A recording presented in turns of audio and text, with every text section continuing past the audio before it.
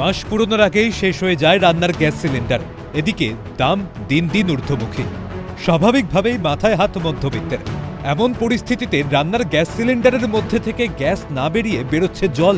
দেগঙ্গা থানার কার্তিকপুর এলাকার ঘটনায় হতবাক এলাকাবাসীও। দিন চারেক আগে গ্যাস সিলিন্ডার বুক করা হয়েছিল। এরপর রান্না চলাকালীন সময়ে আচমকাই গ্যাস শেষ হয়ে গিয়ে বন্ধ হয়ে যায় ওভেনের আগুন। কিন্তু গ্যাস নড়াচড়া করা হলে দেখা যায় তখনও যথেষ্ট পরিমাণে গ্যাস রয়েছে এবং ভারীও, কিন্তু আগুন বের হচ্ছে না। এরপরেই গ্যাস সিলিন্ডারের মুখ খুললে দেখা যায় সিলিন্ডারে কোনো গ্যাস নেই, পুরোটাই জলে ভর্তি। এটা রুটি করতে করতে গ্যাস চলে গেছে। রুটি করার পরে দেখছি আর হচ্ছে না। তারপরে আমি আমার ওই গ্যাসওয়ালাতে ঠিক করে তাকে ফোন করলাম, ফোন করে সে আসলো, এসে রেগুলেটর নতুন লাগালো, দিল, কিছু হলো না। তারপরে দেখিয়ে দেখে জল বেরাচ্ছে, হু করে জল বেরাচ্ছে।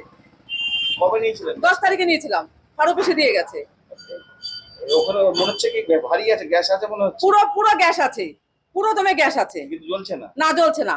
জানিয়েছেন যেখান থেকে গ্যাস নিয়েছেন? হ্যাঁ জানিয়েছি, অফিসে জানানো হয়েছে। কি বলছে না? যে দিয়ে গেছে সেও বললো, ও বললো যে গ্যাস এরকম জল, এবার যে লটে যে গ্যাসগুলো নিয়েছে অনেক গ্যাসের জল বেরাচ্ছে। এদিকে প্রায় প্রতি মাসেই বাড়ছে গ্যাসের দাম, তারই আঁচ এসে পড়ছে মধ্যবিত্তের পকেটে। এসবের মাঝে গ্যাস ভর্তি সিলিন্ডার কিনে হয়রানির শিকার সাধারণ মানুষ। দেগঙ্গা থেকে পঙ্কজ বিশ্বাসের রিপোর্ট, ক্যালকাটা নিউজ।